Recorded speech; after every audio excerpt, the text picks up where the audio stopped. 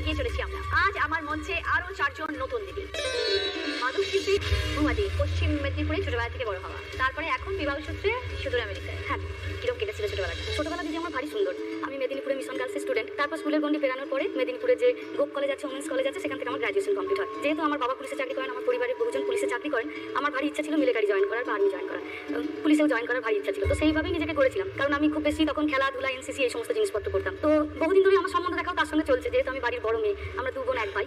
তো সেই সময় আমার স্বামীর যিনি আমার হাজব্যান্ড আর কি, ওনার সম্বন্ধটি আসে। তো আমি তার আগে বহু সম্বন্ধতে নাই করেছি, কারণ আমি খুব ডিটারমাইন্ড ছিলাম যে আমাকে চাকরি একটা করতে হবে এবং আমি পুলিশেই চাকরি করবো। কিন্তু তার সঙ্গে কথা বলার পর চিন্তাটা আসে ভালো একটা চাকরিরও যেমন একটি মেয়ের জীবনে দরকার, একজন ভালো পার্টনারেরও ভারী দরকার। তো তখন সেখান থেকে সরে আসি, এসে আমি বিয়েটাই করি, কারণ আমার ওকে খুব পছন্দ হয়েছিল।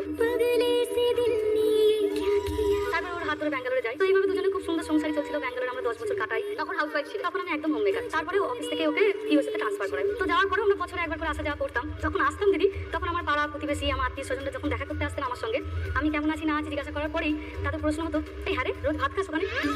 খাই, কত চাল নেয়?